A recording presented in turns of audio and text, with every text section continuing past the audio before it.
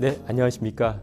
건국대학교 병원 안과의 신현진입니다. 오늘은 신현진의 신경안과, 제가 왜 이 유튜브를 시작하게 됐는지 한번 말씀드리려고 합니다. 혹시 누군지 아시겠나요? 우리가 사람을 뭔가 안 보이게 처리할 때는 항상 이렇게 눈을 위주로 가리는 것 같습니다. 지금은 누군지 아시겠죠? 아마 눈을 가리기 전에도 워낙 미인이셔서 아시는 분들이 있었을 것 같은데요. 우리가 눈은 마음의 창이라고 합니다. 눈을 통해서 그 사람을 우리가 들여다볼 수 있는 거죠. 아마 신경안과가 만약에 무슨 학문이냐 물어보신다면은 아마 저는 이렇게 말씀드릴 수 있을 것 같습니다. 신경안과는 바로 우리가 시각 또는 눈중상으로 나타나는 여러 가지 사인과 심통을 통해서 뇌와 전신질환을 다루는 학문입니다. 이렇게 말씀을 드릴 수 있을 것 같아요. 그러니까 눈을 통해서 그 사람의 전신을 본다는 거 굉장히 멋진 일이 아닐까 싶습니다. 한번 제가 예를 들어보겠습니다. 15세 남자 환자인데요. 복시, 둘로 보인다고 저한테 내원하였습니다. 보면은 약간 눈이 몰려 있었고요. 눈이 바깥으로 좀 들어가는 경도에 외전장애가 있었습니다. 안저를 찍어보니까 망막에서는 지금 잘 보이시나요? 시신경이 좀 부어 있는데요. 주변에도 피도 나 있고 시신경 양쪽이 부어서 시신경 유두부종이 있는 걸 알 수가 있습니다.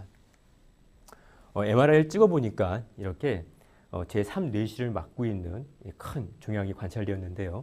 우리가 이를 통해서 이 아이는 뇌 종양 때문에 양쪽에 6번 신경 마비가 있었고 그로 인해서 눈이 바깥으로 안 가니까 눈이 몰린 뇌사시가 있구나, 이렇게 우리가 알 수 있는 거죠.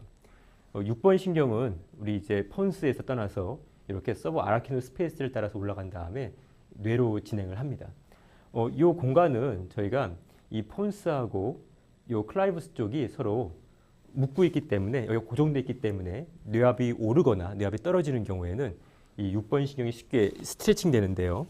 그래서 아까 같은 경우처럼 뇌에 종양이 있어서 뇌압이 오르고 6번 신경이 스트레칭 되면은 쉽게 양쪽에 6번 신경 마비가 발생할 수 있습니다. 다른 예인데요. 양안의 시력저하로 내원한 15세 여자 환자입니다. 저한테 왔을 때는 이렇게 눈을 뒤져 보니까 굉장히 결막이 창백해져 있었습니다.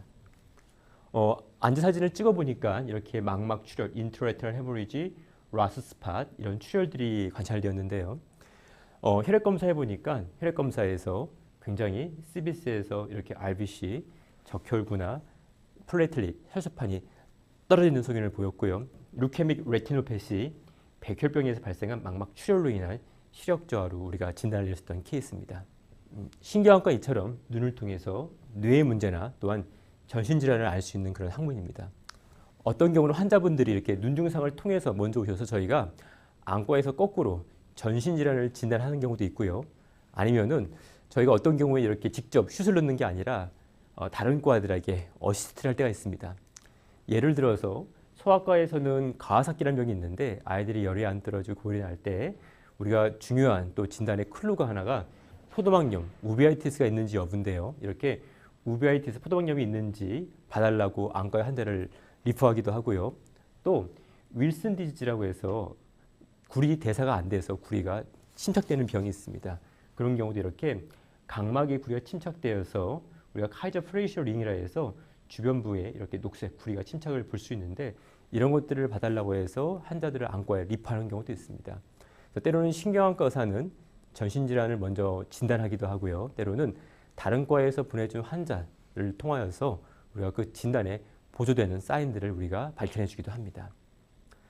신경안과 의사는, 그래서 저는 농구랑 빗대어서 이 가드 같습니다. 공을 좌우로 전달해 주죠. 때로는 같은 안과 의사에게, 때로는 다른 파트 의사들에게 공을 전달해 주면서 환자의 통합된 진단명을 만드는데 저희가 도움을 주는 그런 역할을 하고 있습니다. 근데 재밌는 거는 제가 이게 작년에 신경안과 연수를 갔다 와서 보니까 아직 신경안과가 어떤 학문인지 이제 모르시는 아직 일반인들이 많은 것 같아서 한번 제가 이런 네이버 지식창을 봤습니다. 신경안과 분야는 어떤 증상을 다루나요? 그리고 안과는 몇 가지 세부 분야로 나눠지나요? 그래서 말씀드리면은 안과는 총 6개의 파트로 분야가 나눠집니다. 여러분들이 잘 아시는 것처럼 눈 뒤에 카메라 필름 역할을 하는 망막을 다루는 파트가 있고요. 그리고 요 시신경을 다루는 녹내장 파트가 있고, 그리고 요 각막, 또 우리가 라식, 라섹 이런 수술 있죠.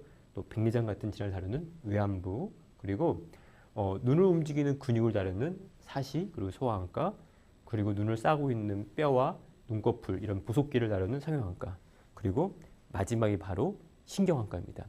신경안과 아까 말씀드린 것처럼 우리가 눈과 시각 증상 나타나는 뇌와 전신질환을 다루는 학문이죠.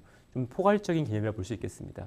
제가 작년에 연수를 갔다 와서 이 신경안과 학문에 대해서 많은 분들이 불편해 하시는데 이 불편한 증상을 어느 과로 가서 도움을 받아야 할지 모르시는 것 같아서 제가 신경안과 소개를 위한 이런 계속 채널을 만들고 있고요. 제가 신현진의 신경안과 플러스를 만든 이유는 이렇습니다. 사실 얼마 전에 저한테 이렇게 매트릭스 이미지, 폴리오프하고 팔리노피아를 주소로 한 30세 남자분이 오셨는데요. 이 환자분의 진단명에 대해서 제가 아시는 이제 보내신 분이 원장님이신데 굉장히 궁금해하시더라고요. 어떤 진단명인지. 그래서 제가 이 환자분을 봤는데 진단명은 이렇습니다라고 말씀을 드리니까 몰라서 굉장히 궁금했는데 이렇게 알려줘서 너무 고맙다고 저한테 이렇게 메시지를 주셨습니다. 그래서 일반 분들뿐만 아니라 여러 의사 선생님들도 굉장히 신경안과에 대해서 궁금해하고 공부하고 싶어 하시고 알고 싶어 하는구나 이걸 느끼게 되었고요. 그래서 이번 신현진의 신경안과 플러스는 특별히 이제 의사 선생님들을 위해서 준비를 하게 되었고요. 그래서 제가 보고 있는 다양한 여러분들이 또 리퍼해 주신 환자들 중에서 재미있는 또 증례하고 또 꼭 알아야 될 토픽들을 위주로 해서 한번 제가 같이 나눠보려고 합니다. 제가 존경하는 그 은사님 황정민 교수님께서 늘 저한테 해주신 말인데요.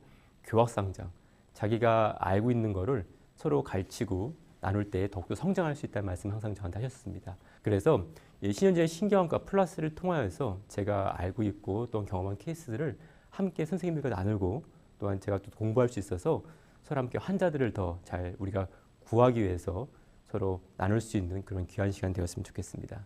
네, 앞으로도 많은 시청과 구독 부탁드리겠습니다. 감사합니다.